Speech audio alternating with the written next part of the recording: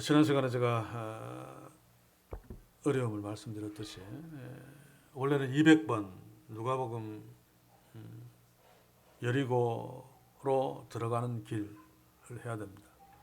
근데 199번 세 번째 순환 예고 다음에 제가 주님과 함께 여리고 성으로 들어가서 소경을 도저히 만날 수가 없어서 시편 2편을 함께 지난주일날 나누었고, 지난주일날 일주일 동안 도저히 안 되겠다 싶어서 요즘 우리가 큐티하고 있는 열왕기상에 엘리야를 이미 보았고 또 보고 있습니다만은, 엘리야를 통해서 하나님의 음성을 들어야 되겠다라고 생각을 했습니다.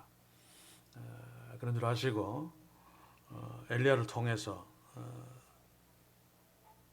지금 우리에게 말씀하시는 주의 뜻들을 더 잘 새길 수 있기를 바랍니다. 저는 이게 우연이라고 생각하지 않습니다. 제 개인적인 어려움 때문이 주된 요인이지만은 주께서 잠시 누가복음을 멈추고 이 엘리야를 통해서 또 말씀하실 귀중한 말씀들이 있다고 믿어집니다. 그래서 저는 이 말씀을 나눌 적에 그냥 말씀이 주는 교훈 정도로 끝나지 아니하고 이 말씀을 통해서 엘리야가 만났던 그 살아계신 하나님 앞에 우리도 서고 엘리야가 들었던 그 하나님의 생생한 음성을 들으면서 오늘 이 시대에 하나님이 우리에게 무엇을 원하시는지를 함께 생각하며 떨리는 마음으로 이 말씀 앞에 서길 원합니다. 저는 또 제 개인적으로 지금 힘든 가운데 있지만은 엘리야가 로뎀나무 아래에서 죽기를 소원했다. 그러나 그럼에도 불구하고 하나님께서 엘리야를 놓지 않으시고 회복시키시고 새롭게 쓰셨던 것처럼 저에게도 그런 은혜를 주옵소서라고 하는 마음으로 또 개인적으로는 이 말씀 앞에 서기를 원합니다. 우리 다 함께 말씀 앞에서 하나님의 크신 은혜를 기대하면서 또 개인적으로는 저를 위해서도 기도해 주시면서 이 말씀을 한 몇 달 정도 함께 살피기를 원합니다. 오늘 우리가 볼 엘리야라고 하면 우리가 너무 잘 아는 선지자죠. 몇 가지 말 안 해도 떠오르는 갈멜산에서 보통 850대 1로 이야기합니다만 엘리야가 850명을 요구했습니다. 한 붙자. 바알 선지자 450명과 아세라 선지자 400명과 갈멜산 꼭대기에서 한 붙자 그랬는데 아합은 450명의 바알 선지자만 보냈죠. 이것만으로도 충분하다라고 아마 생각했을 것이기 때문입니다.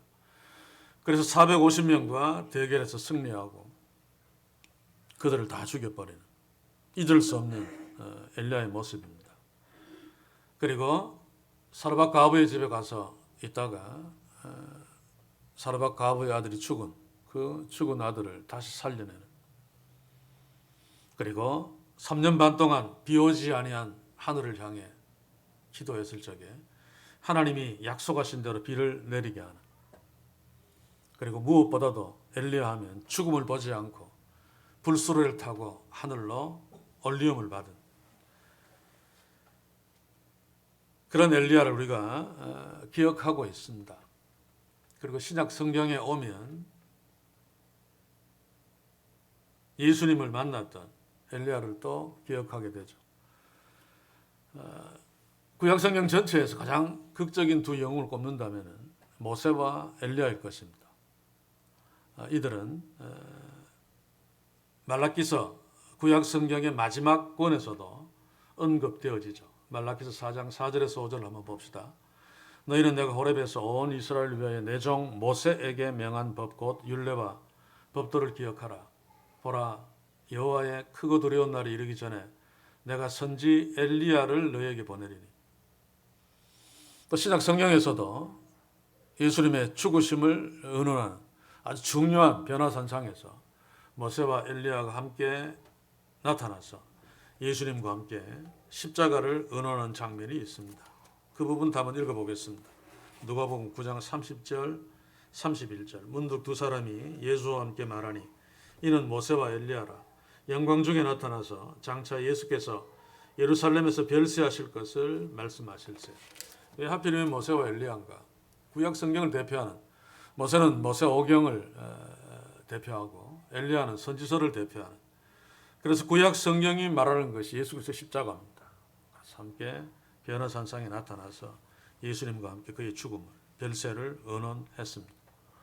또 야고보서를 보시면 엘리야는 우리와 성정이 똑같지만 그가 기도했을 때 놀라운 일이 일어났다. 우리도 기도하면 놀라운 일들을 하나님이 주실 것이다 라고 야고보가 기도에 대해서 이야기하면서 엘리야를 가지고 옵니다.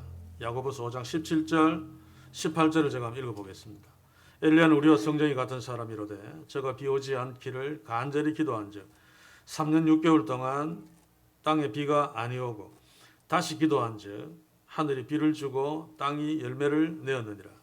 물론 우리가 이 말씀을 오해하지 말아야 될 것은 엘리야가 지 맘대로 비 오지 않기를 기도했고 지 맘대로 비 오기를 기도한 것이 아니라 하나님이 말씀하신 대로 비 오지 않기를 기도했고 또 하나님이 말씀하신 대로 비 오기를 기도했다는 사실을 또한 놓치면 안 되겠죠. 아무튼 이 엘리야, 제가 가장 존경하는 사람 중에 한 사람인 20세기 초반에 살았던 아더 핑크는 이렇게 말합니다. 선지자는 사라지나 그의 메시지는 그 이후에 각 시대에 빛을 던져주고 있다. 역사는 스스로 반복된다. 아합 왕의 치세 때에 만연되어 있던 사악함과 우상 숭배는 오늘날 20세기의 불결함과 부패 속에서 그대로 살아있다. 이세벨의 세속성과 불경건함은 지독한 위선의 탈을 쓰고 있는 오늘날의 세대 속에 이게 20세기 초반에 영국 교회를 말합니다. 침입해 있을 뿐만 아니라 놀랍게도 우리의 가정과 공공생활 가운데도 깊이 숨어 있는 것이다. 이러면서 아더 핑크는 20세기 초반에 영국 교회를 향해서 경고를 했습니다. 어느 시대나 가장 악한 시대라고 이야기하죠. 성경적입니다. 아더 핑크 시대에는 그 시대가 가장 악했고 교회도 가장 악했을 것입니다. 그러나 21세기를 사는 우리, 이 시대의 세상과 이 시대의 교회는 또 가장 악한 세상, 가장 악한 교회의 시대입니다. 또 예수님이 100년 후에까지 재림하지 않는다면 그때 우리의 자녀들, 우리의 후손들은 지금이 가장 악한 시대다라고 말하면서 하나님이 이 시대에 엘리야를 원하신다라고 적용하면서 이야기했을 것입니다.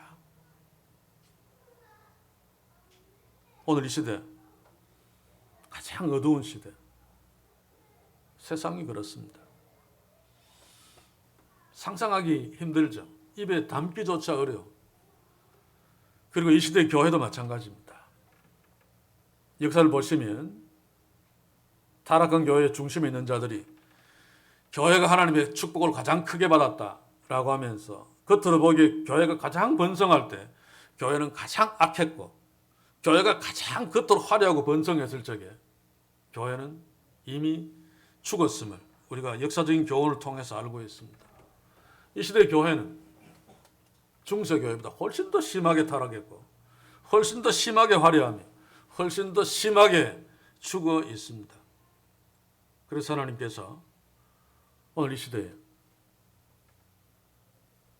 가장 사악했던 이스라엘 시대의 왕이었던 아합 앞에 세우시기를 원하면서 엘리야를 찾고 계신다고 믿어집니다. 그래서 제가 서두에 저희 개인적인 어떤 사정 때문에 또 우리가 열왕기상을 큐티하고 있으므로 제가 이 말씀을 나눠야 되겠다는 생각을 했습니다만 그러나 그럼에도 불구하고 성령께서 우리에게 이 말씀을 주셔야 되겠다는 어떤 이유와 목적이 있으리라고 믿습니다. 그래서 이 말씀 앞에서 다시 한번 오늘 이 시대 앞에 서 있는 우리들 하나님이 무엇을 원하시는가를 진지하게 엘리야를 보면서 살피고 깨닫고 가슴에 새길 수 있길 바랍니다. 열왕기상 17장 1절을 다시 한번 봅시다. 길라앗에 우거하는 자 중에 디십 사람 엘리야가 아합에게 고하되 나의 섬기는 이스라엘 하나님 여호와의 사심을 가리켜 맹세하노니 내 말이 없으면 수년 동안 우로가 있지 아니하리라 하니라. 이때가 아합 시대죠. 자, 그런데 솔로몬이 죽고 난 뒤에 왕국이 분열되었습니다. 우리가 열왕기상을 통해서 이미 보아왔습니다만 북이스라엘은 여로보암에게 주어지고 남유다 베냐민과 유다 두 지파는 솔로몬의 아들 르호보암에게 주어졌습니다만 솔로몬이 죽고 난 뒤에 남북 왕국이 분열된 지 58년째 만에 지금 아합에게 와서 가장 어둡고 타락한 시대가 되었습니다. 그동안 6왕이 지나갔죠. 북이스라엘은. 이 아합이 일곱 번째인데 우리가 잘 아는 여로보암, 북이스라엘의 첫 번째 왕. 그때부터 이미 끝났죠. 두 금송아지를 제작해서 베델과 단에 세웠습니다. 순전히 정치적인 목적입니다. 북이스라엘 사람들이 자꾸 예전처럼 남쪽에 있는 유다의 예루살렘 성전으로 자꾸 가면 자기의 그 정권이 흔들릴 것이 틀림없으니까 그리로 가지 못하도록 베델과 단에 두 금송아지를 만들어 세워놓고 우상 숭배하도록 했습니다. 그리고 자기 마음대로 절기를 바꾸었습니다. 절기가 되면 예루살렘으로 갈 것 같으니. 그리고 자기 마음대로 레인이 아닌 평민으로 제사장을 삼고. 이게 오늘 이 시대의 교회의 모습입니다. 하나님의 말씀, 하나님 뜻은 간 곳 없고 목사, 장로, 당의 마음대로 하고 있는. 그리고 나답으로 이어지고 똑같이 계속 악을 행했습니다. 남유다에는 그래도 선한 왕들이 드문드문 나왔습니다만 북이스라엘은 하나같이 악한 왕들이죠. 나답 다음에 바이사, 나답을 죽인 놈입니다. 쿠데타가 일어난 거죠. 그리고 그 다음에 엘라, 술주정뱅이 살인마, 그리고 시므리가 죽였습니다. 그리고 그의 섬기는 오므리에게 왕권이 넘어갔는데 이때 오므리 왕조가 성립되고 이스라엘의 북이스라엘의 전성기가 시작되어집니다. 오므리의 아들이 아합이죠. 그 악행은 타의 추종을 불허합니다. 그렇죠? 한번 우리가 큐티의 한 본문이지만 한번 읽어봅시다. 열왕기상 16장 30절에서 34절까지 제가 한번 읽어드리겠습니다.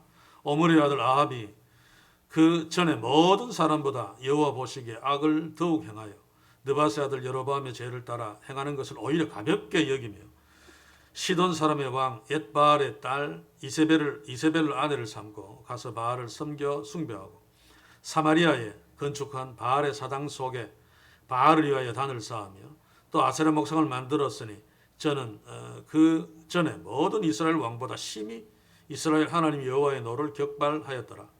그 시대에 베델 사람 히엘이 여리고를 건축하였는데 이것은 하나님이 여호수아에게 여리고성이 무너지고 난 뒤에 여리고에는 아무것도 짓지 마라, 건축하지 마라, 하나님이 심판할 거다라고 했습니다. 그래서 그 뒤에 왕들도 그 말씀을 기억하고 여리고에는 아무것도 만들지 않았는데 이 아비라는 놈이 여리고에 히엘을 시켜서 여리고 성을 다시 건축했습니다. 그래서 그 터를 쌓을 때에 맏아들 아비람을 잃었고 그 문을 세울 때에 말째 아들 수금을 잃었으니 여호와께서 눈의 아들 여호와로 하신 말씀과 같이 되었더라. 이렇게 아들들이 죽어서도 아합은 끄떡도 하지 않았습니다.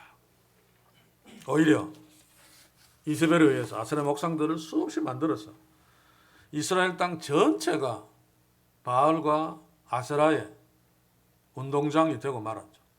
그래서 당시에 공공연하게 유행했던 말이 바알은 살아있고 여호와는 이제 없다 라고 하는 말이었다고 합니다. 저는 이 모습을 보면서 우리 한국교회를 다시 한번 봅시다. 제가 설교하면 중간중간에 말씀드렸습니다만 한국교회의 흑역사 120여 년 전에 한국에 복음이 들어왔습니다. 순교의 역사의 시작이죠. 그러다가 일제시대가 되었습니다. 저는 일제시대가 하나님이 한국교회에 주신 축복하기 위한 시험 문제라고 생각합니다. 그런데 불행하게도 그 시험 문제에 부분적으로 주기철 목사님이나 믿음을 지키며 산 우리의 위대한 믿음의 선배들이 있었지만 한국교회 전체로 볼 적에는 완전 빵점입니다. 신사참배 일본이 강요하지 않았습니다. 한국교회가 스스로 알아서 기었죠. 일본에게 잘 보이려고. 그래서 신사참배를 총회를 열어서 이것은 우상 숭배가 아니다. 우리가 국계에 대해서 경례를 하듯이 하나의 예일 뿐이다. 이따위 소리를 하면서 신사가 우상을 모신 곳인데 거기에 가서 예배하고 절하고 목사들이 앞장섰습니다. 그리고 스스로 헌금해가지고 돈을 모아서 비행기를 사서 일제에 헌납했습니다. 사람 죽이는 무기로 쓰는 비행기를. 이게 일제시대의 한국교회입니다. 일제 앞잡이 노릇을 하던 자들이 이제 일본이 망하고 남북이 갈려서 북한은 김일성이, 남한은 이승만이. 그때 이북에 있던 교회들 나중에 남한에 내려와서 총회장들 하고 했습니다만 다 공산당 앞잡이 노릇을 했습니다. 그러다가 6.25 사변이 터졌죠. 여러 가지 이유가 있겠습니다만 교회를 향한 하나님의 심판의 한 부분이기도 합니다. 북한에서 수많은 목사들과 성도들이 남한으로 피난 내려왔습니다만 교회사는 그래서 남한 교회가 부흥했다. 저는 반대로 생각합니다. 그래서 남한에 있는 교회들이 그래도 순수함을 유지했는데 이북에서 일제시대 때는 일본 앞잡이 노릇을 했고 그리고 공산당이 지배할 적에는 공산당 앞잡이 노릇을 했다. 그 목사들이 기어 내려와서 남한에 있는 그래도 순수한 교회들을 다 버려버렸습니다. 그리고 난 뒤에 잘 살아보세요. 부흥이 아니고 살쪄보세요. 그래야지 우리도 잘 먹고 잘 살고 편하게 살 수 있으니까. 그러면서 잘 살아보세요를 외쳤습니다. 잘 살게 되었죠.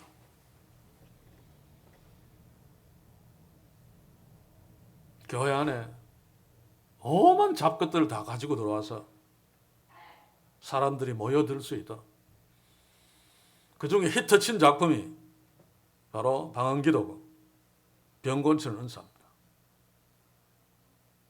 사람들이 모이니까 돈이 모여들죠. 그 돈으로 수많은 일들을 하면서 말로는 하나님이 일하셨다. 교회가 세상보다 먼저 돈이면 다 된다 라고 하는 사상에 푹 빠져 있었습니다. 그때 하나님이 주신 사인이 뭡니까? IMF 아닙니까? IMF 때 우리 교회가 세워졌습니다만 돈으로 다 되지 않는다라고 하는 메시지를 주셨는데 세상은 그렇다 손치더라도 교회는 돈을 잃지 않기 위해서 돈으로 지금까지 교회를 운영해 왔으니까 돈 없으면 무너지니까 경제적인 구조조정만 하고 앉아 있었습니다. 그래서 부목사들 다 자르고 그래야지 교회가 산다. 회개할 생각하지 않고 이따위 짓들을 했습니다. 그래서 또 그 위기를 넘겼습니다. 계속 해왔던 대로 돈 모으는데 정신이 없었죠. 유명한 목사들, 영국 목사들이 많이 나왔습니다. 교회는 끝없이 무너져 내려갔습니다. 근데 눈으로 보기에는 끝없이 하늘로 올라갔습니다. 또 한 번 하나님께서 사인을 주셨습니다. 거기에도 여러 가지 이유가 있지만 그 중에 하나가 바로 교회를 향한 메시지입니다. 코로나19. 모여서 예배 드릴 수 없게 되었습니다. 이게 바로 회개의 기회 아닙니까? 그렇죠? 하나님 우리가 모여서 예배하는 것을 얼마나 싫어했으면 모이지 못하게 만드셨는가. 모이지 못할 때 회개하면서 다시 하나님께서 우리가 모여서 예배할 수 있는 기회를 허락하실 적에 제대로 살아계신 하나님 앞에서 예배하자. 뭐 이렇게 나와야 되는데 못 모이고 온라인으로 모이니까 큰일 났다. 돈 안 모인다. 그래서 홈페이지가 있는 교회는 홈페이지 앞면에 온라인 교회 그 은행 통장 번호를 적어놓고 계속 헌금하도록. 아마 제가 100% 확인은 못했습니다. 제가 확인한 홈페이지는 다 그렇습니다. 우리 교회 홈페이지 빼놓고는 통장 번호가 홈페이지 앞에 없는 교회가 없었습니다.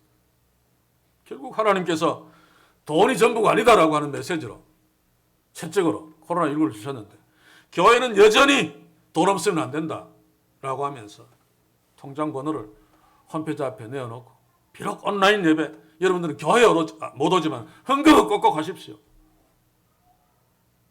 그러놓고 코로나 끝난 뒤에 교회들이 걱정하는 거예요. 교인들이 줄었다. 헌금이 줄었다.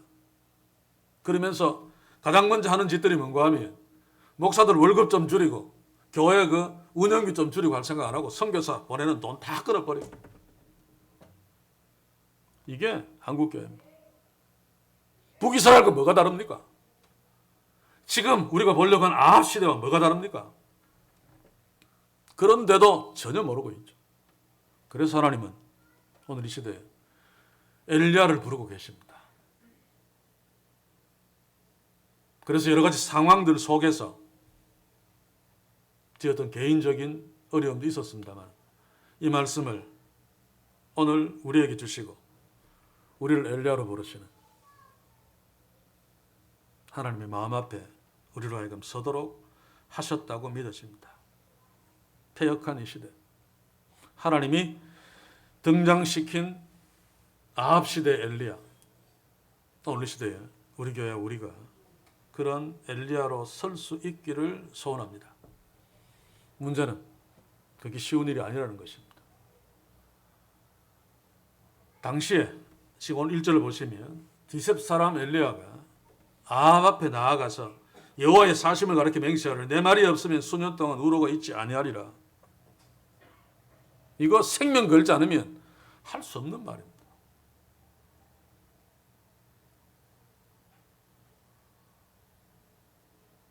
하나님이 마치 요나에게 니네로 가서 외치라 라고 한 것만큼 그 이상으로 말도 안 되는 일이죠.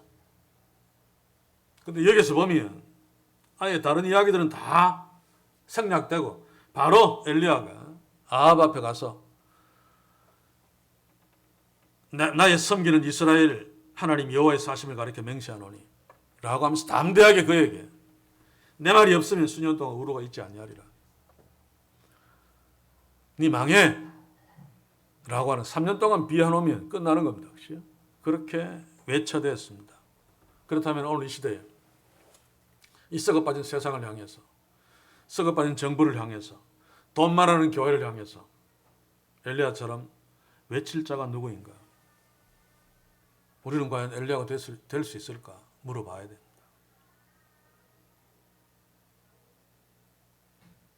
하나님은 과연 7,000명의 바알에게 절하지 아니한 선자를 남겨두셨을까? 우리밖에 없지 않는가? 나만 홀로 이러고 있지 않은가? 저는 종종 그런 생각을 합니다. 서울에 올라가서 강의도 하고 하면서 시체말로 내 혼자 이런 지랄하고 있지 않은가? 그러면서 스스로 화날 때가 있습니다. 왜냐하면 너무 비집고 들어갈 틈이 없습니다. 이번 합동총회는 뭐 두말할 것도 없고 통합총회의 그 동영상을 제가 보았는데 아니나 다를까 만mon이 돈이 하나님이에요. 사실 부자 세습을 금지한 것은 통합 측에서 가장 먼저는 아닙니까? 다른 교단, 우리 교단은 그런 법이 없습니다만 통합 측에서 한 10년 전쯤에 부자 세습 안 된다라고 금지하는 조항을 만들었습니다. 그런데 그 다음에 명성교회가 그것을 어겼죠. 그래서 지금까지 분란이 되어 오고 있는데 세상 법정까지 나가고 결국 이번 총회 승인을 했는데 총회장이 나와서 뭐라 그러고 이야기하는가 하면 성경에 부자 세습하지 말라는 구절이 없다는 겁니다. 오히려 제사장들은 세습했다는 거죠. 기가 막힌 노릇입니다. 제사장 세습을 언급하는 것은 십자가가 소용없다는 얘기입니다. 십자가로 다 제사장이 어디 있습니까? 십자가로 인하여 우리가 모두가 다 망같은 제사장입니다. 그리고 부자 세습이 성경이 없으니까 라고 하는 것. 마약 투약하는 건 성경이 있습니까? 그럼 해도 됩니까? 주님의 몸된 교회를 인간이 인간한테 물려준다는 것 그 자체가 상식적으로 말이 안 되는 이야기 아닙니까? 그런데 수많은 총교들 보고 결국은 어디에 호소하는가 하면 여러분들 중에 이 교회에 경제적으로 도움받지 않는 목사 있습니까? 손들어 보십시오. 다 도움받지 않았습니까? 그래서 이제 우리가 도와줄 차례다 그 말입니다. 그 말만 하지 않았어도 제가 덜 이 가슴이 아팠을 텐데 결국 돈이면 돈. 이게 우리의 현실입니다. 그런데도 넉넉고 그냥 편안하게 우리가 앉아 있을 수 있느냐 그 말입니다. 그래서 오늘 우리는 이 엘리야를 주목하면서 먼저 1절에서 어떻게 엘리야가 아합 앞에 그렇게 담대하게 설 수 있었는가? 잠깐 주목하기를 원합니다. 우리가 엘리야처럼 아합 앞에 담대하게 설 수 있는 이유가 뭔가? 그 엘리야가 갖고 있는 그 이유가 우리에게 있어야지. 우리도 세상 앞에, 타락한 교회들 앞에, 때로는 정부 앞에 서서 외칠 수 있을 것입니다. 17장 1절을 보시면 엘리야의 그 하나님을 향한 신앙이 어떤 것인지 한 절이지만 분명하게 알 수 있죠. 그래서 그것을 주목하면서 우리에게 이런 신앙 고백이 있는가? 우리 하나님이 어떤 분인가를 살피면서 우리도 동일하게 엘리야의 하나님이 우리의 하나님이신 것을 믿고 엘리야처럼 하나님을 그렇게 고백하면서 이 타락한 아합 시대 같은 세상 앞에 당당히 서는 축복이 있기를 소원합니다. 17장 1절을 다시 봅시다. 엘리야는 아합 앞에서 뭐라 그럽니까? 나의 섬기는 이스라엘 여호와의 사심을 가리켜 맹세하노니. 여기에서 나의 섬기는 이스라엘 하나님은 히브리어 원문대로 보시면 여호와 이스라엘 하나님 앞에 내가 서 있다. 엘리야는 하나님 앞에 서 있었습니다. 늘 강조하는 것이 그것이죠. 저도 잘 안 되니까. 하나님 앞에 서 있어야 됩니다. 하나님의 자녀들은. 그래야지 교만하지 않고, 그래야지 겸손하게, 그래야지 죄와 싸울 수 있습니다. 하나님 앞에 서 있지 않으면 나밖에 안 보이죠. 내가 주인공이 될 수밖에 없고 교만할 수밖에 없습니다. 한국교회처럼 까불 수밖에 없습니다. 수많은 영웅들이 나올 수밖에 없죠. 교회가 자랑할 수밖에 없습니다. 우리 교회가 이런 일 했다 저런 일 했다 세계에서 최고다 이럴 수밖에 없습니다. 그러나 우주보다 크신 하나님 앞에 서면 자랑할 것이 없습니다. 실컷 주의 도구로 일을 해놓고도 무익한 종입니다 라고 머리를 숙일 수밖에 없죠. 하나님이 바로 이런 자를 원하십니다. 엘리야는 그 크신 하나님 앞에 서 있었습니다. 그러므로 세상이 볼 적에는 너무너무 컸던 아합, 그 아합 앞에 당당히 서서 하나님의 말씀을 전할 수 있었던 거죠. 오늘 이 시대 교회들 얼마나 작습니까? 겉으로는 커도. 그 꼬라지 대통령 후보 하나 교회에 왔다고 그 난리를 치고 대통령이 교회에 참석했다고 그 오만상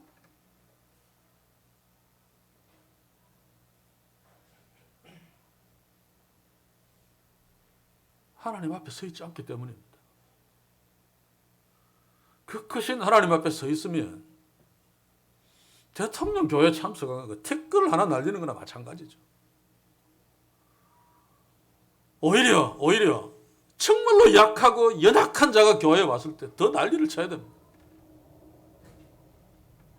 그런데 반대 아닙니까? 어떻게 헌금 많이 하는 사람이 교회 영웅이 될 수 있습니까? 경제적으로 너무 어려웠어. 가난하게 살면서도 헌금도 제대로 못하면서 교회에 나오는 그 사람이 하나님이 살아계신다는 것을 증거하는 사람 아닙니까? 부자 되어서 떵떵거리면서 교회에 나와서 폼 잡는 거 누가 못합니까? 하나님이 없어도 얼마든지 할 수 있는 거. 그러나 병들고 아프면서 헌금도 제대로 못하면서 경제적으로 너무 어려워도 하나님을 신뢰하며 하나님께 예배하기 위해서 예배 때마다 교회에 나오는 주의 자녀들 얼마나 귀한 존재들입니까? 이런 모든 것들은 살아계신 하나님, 그 하나님 앞에 서 있을 때 반응할 수 있는 것들입니다. 사는 성도 여러분, 하나님 앞에 섭시다. 그게 잘 안 되니까 매일의 말씀 묵상을 해야 됩니다. 그래도 우리 어리석은 인간이라도 하나님 말씀 앞에 서면 하나님을 의식할 수밖에 없죠. 잠깐이라도 살아계신 하나님을 의식하고 하루를 산다면, 또 때로 하루를 다 살고 하루를 마무리할 적에 잠깐이라도 큐티하면서 살아계신 하나님 앞에 선다면 우리의 삶은 달라질 것입니다. 엘리야처럼 아합 앞에 설 수 있을 것입니다. 타락한 이 시대 교회들처럼 하나님 없이 마치 신앙이 좋은 것처럼 까불지 않을 것입니다.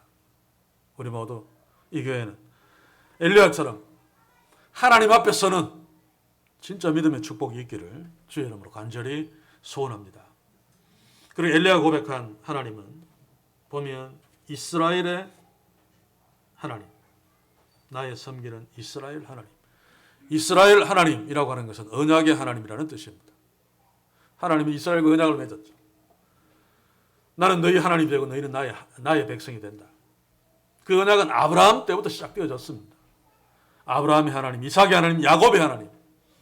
그 언약의 하나님이 모세를 통해서 이스라엘 백성들에게 이스라엘이 나의 백성이다.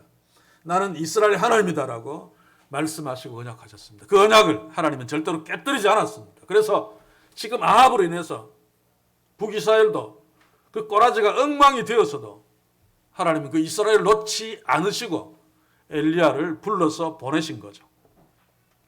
하나님은 시건치 않으시는 하나님이십니다. 하나님은 그의 말씀대로 반드시 이루시는 하나님이십니다. 그래서 엘리야가 낙심할 적에도 하나님은 이스라엘을 놓지 않으셨기 때문에 바알에게 절하지 아니한 7,000명의 군사를 남겨놓고 또 엘리야도 엘리사도 준비시키셨습니다. 저는 마찬가지로 120여 년 전에 이 땅에 복음을 주신 하나님, 우리 조국교회를 놓지 않으신다고 믿습니다. 끝까지. 그래서 오늘 이 말씀을 통해서 우리에게 엘리야를 의식하고 주목하도록 또한 준비시키시며 말씀하신다고 믿어집니다. 왜냐하면 하나님은 신실하신 하나님, 언약의 하나님, 약속을 지키시는 하나님, 말씀하신 대로 이루시는 하나님이시기 때문에 그래서 우리는 늘 말씀 앞에 섭시다. 그리고 하나님이 약속하신 그 말씀들을 붙들고 엘리야처럼 기도하며 엘리야처럼 아합 같은 세상 앞에 섭시다. 하나님께서 반드시 말씀하신 대로 역사하셔서 우리를 통해서 이 땅을, 특별히 이 땅의 교회들을 살리시고 새롭게 하실 것을 믿습니다. 언약의 하나님을 붙드는, 하나님이 하신 말씀을 붙드는, 그 말씀이 그대로 이루어질 것을 믿는 그런 믿음의 축복이 우리 교회 우리에게 풍성하기를 또한 주의 이름으로 간절히 소원합니다. 그리고 엘리야는 여호와의 사심을 가리켜 맹세하노니 하나님은 살아계신다. 관념 속에 있는 하나님이 아니라 하나님은 살아계신다. 살아계신다는 것은 하나님은 일하신다는 거죠. 이브리서에 보시면 믿음이 뭡니까? 하나님이 계신다는 것, 하나님이 살아계신다는 것, 그리고 상 주신다는 것, 그거 믿어야 된다. 상 주신다는 것은 하나님의 백성들을 위해서 일하신다는 것입니다. 수년 동안 비 오지 아니하리라 라고 한 것, 하나님이 이스라엘을 위해서 일하시는 거죠. 뭡니까? 이스라엘은 하나님을 믿으면서도 바알을 섬겼습니다. 바알은 풍요의 신이죠. 그래서 비를 주관하는 신이라고 믿었습니다. 하나님은, 여호와는 우리의 신이고 우리의 하나님이시지만, 우리를 애굽에서 이끌어내신 하나님이시지만, 그래도 비를 주어서 땅을 풍요롭게 만들어서 풍성한 수확을 거두는 것은 바알이 한다. 그런데 하나님은 엘리야를 통해서 비를 주지 않겠다라고 말씀하시므로 바알이 비의 신이 아니다. 바알이 풍요의 신이 아니다. 비도 내가 주관한다. 이스라엘 백성들을 위해서 그렇게 하셨습니다. 사실 엘리야가 지금 그것을 고백하고 있는 것입니다. 여호와의 사심을 가리켜 내가 맹세하노니. 우리에게 바로 이런 하나님이 있습니까? 살아서 역사하시고 살아서 우리를 위해 일하시는 하나님이 계십니까? 저는 솔직히 잘 의식하지 못할 때가 많습니다. 그래서 들키지 않으시는 하나님, 실제로 우리에게 잘 안 들키죠. 구약시대는 상황이 다릅니다. 그러나 그럼에도 불구하고 살아계신 하나님, 그럼에도 불구하고 일하시는 하나님이죠. 그래서 우리는 말씀을 통해서 돌이켜보면 깨달을 수 있습니다. 하루를 시작하면서 매일의 말씀 묵상을 특별히 제대로 한 날은 그날 하나님 일하심을 말씀을 통해서 깨달을 수 있죠. 라고 하면서. 저에게도 그런 날들이 있습니다만 매일 그랬으면 좋겠는데 상당히 드뭅니다. 아무튼 오늘 엘리야가 고백한 이 하나님, 우리의 하나님이십니다. 그래서 그 하나님을 다시 정리하면서 살아계신 하나님을 신뢰합시다. 하나님 앞에 날마다 섭시다. 그러면 세상을 두려워하지 않을 수 있습니다.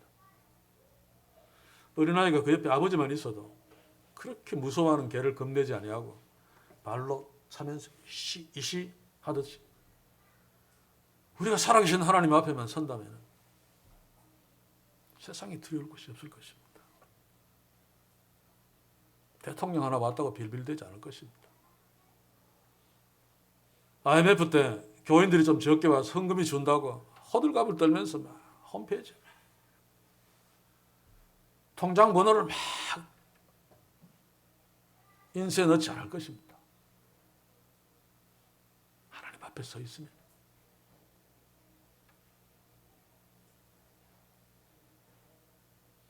저 여러분들 엘리야처럼 하나님 앞에 서는 복이 있기를 다시 한번 간절히 소원합니다. 그 하나님은 말씀하시는 하나님이십니다. 언약의 하나님이십니다. 우리의 하나님이시고 우리는 그의 자녀들입니다.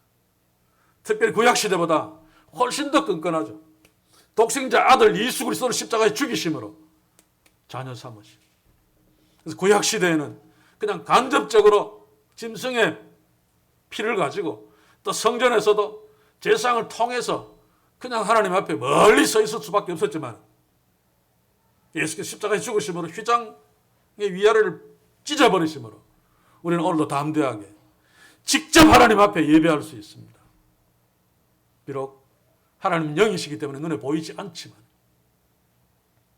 그 언약의 하나님, 그 신실하신 하나님, 우리가 그 하나님의 말씀을 붙들고 세상을 향해 담대하게 기죽지 말고 말씀 의지하고 나아가는 또한 믿음이 있기를 원합니다.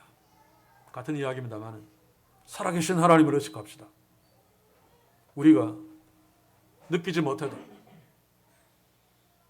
엘리야가 고백했듯이 여호와의 살아계심 앞에 사심 앞에 내가 맹세하노니 여호와는 살아계십니다.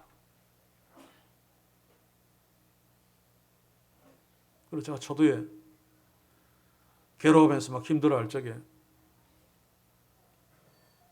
성령이 지금 저한테 말씀한 건 아닙니다만 깨달음이 있었죠. 나는 살아있는 자의 하나님이다. 아브라함의 하나님, 이삭의 하나님, 야곱의 하나님. 아브라함도 살아있고 이삭도 살아있고 야곱도 살아있다. 왜 너는 네 딸이 자꾸 죽었다고 막 하느냐. 살아있다. 나는 히림이 하나님이다. 그때는 초반이기 때문에 조금 위로가 되었지만 계속 낙심 속에 있었으나 지금은 그 말이 저한테 위로가 됩니다. 저는 너희 하나님 여호와가 우리 가운데 계신 예배를 시작하면서 계속 괴로웠던 것이 그전에는 예배를 시작할 때 저 끝에 이정 집사님이 앉아 계신 것 항상 의식하면서 주님 품에 계실 그 집사님을 생각하면서 하나님을 의식하고 예배를 시작했습니다만 그 뒤에는 예레미야가 모자를 쓰고 앉아있는 너희 하나님 여호와가 이 찬양을 분명히 했을 텐데 그 찬양은 뭔가 고통스럽습니다만 이제 깨닫습니다. 예레미야가 그 찬양했던 것 예레미야한테 그대로 이루어졌구나. 그런 지금 여호와 앞에서 서 있으며 하나님이 그 딸을 기뻐하면서 막 노래를 부르고 있겠구나 라고 하는 깨달음이 있었어. 그전에는 슬프고 괴로워서 예배를 시작하면서 눈물을 들어 흘렸습니다만 이제는 상당한 하나님의 위로로 때로는 눈물을 흘리기도 하고 예배 앞에 섭니다. 사랑하는 성도 여러분, 하나님은 살아계십니다. 그 하나님 우리에게 말씀하십니다. 내가 그 하나님의 일하심을 못 느끼고 때로는 이해할 수 없다 할지라도 그러나 하나님은 이미 계시한 말씀을 통해서 우리에게 말씀하시고 일하십니다. 그래서 우리가 그것을 의식할 적에 하나님의 일하심을 깨달을 수 있고 오히려 용기를 낼 수 있고 담대할 수 있고 또 그 말씀을 붙들고 기도하면서 계속 하나님의 자녀로 살아갈 수 있습니다. 사랑하는 성도 여러분, 하나님의 말씀을 주목하시길 원합니다. 거기서 살아계신 하나님을 만나시기를 원합니다. 그러므로 하루의 삶 속에서 24시간은 아니라 할지라도 하나님 앞에 서는 시간들이 많아서 죄를 누리기보다는 죄와 싸우는 삶, 남을 미워하기보다는 남을 사랑하는 삶, 빼앗들고 싶은 탐욕보다는 나누어주고 싶은 주님의 사랑으로 살아가는 엘리야의 심정으로 이 타락한 교회를 바꾸고 이 땅을 바꾸는 그런 놀라운 역사가 사악한 이 시대를 사는, 타락한 교회 시대를 사는 우리에게 엘리야의 신앙 고백이 있으므로 바꾸어 나가는 시작이 되는 그런 축복들이 우리 교회 우리 모두에게 있기를 주의 이름으로 간절히 소원합니다. 기도합시다. 주여, 엘리야가 고백했던 하나님, 그 고백의 신앙, 그 고백의 믿음을 우리에게 더욱 선명하게 주시기를 소원합니다. 그러므로 날마다 말씀 묵상을 통해 엘리야처럼 하나님 앞에 설 수 있게 하셔서 교만하지 아니하고 겸손하며 자랑하지 아니하고 하나님께 영광 돌려드리는 그리고 약속의 하나님을 붙들게 하소서. 늘 말씀 의지하며 말씀으로 일하시는 그 하나님 앞에 서서 말씀대로 이루시는 하나님을 체험하며 기뻐하며 감사하게 하시고, 그 하나님이 지금도 살아계셔서 나를 붙들고 계신다는 그 놀라운 체험들 우리가 말씀을 통해 누릴 수 있도록 축복하심으로 아합 시대 엘리야처럼 이 시대에 엘리야로 이 교회와 우리가 설 수 있게 주여 역사하시고 축복해 주시옵소서. 예수님의 이름으로 기도하옵나이다. 아멘.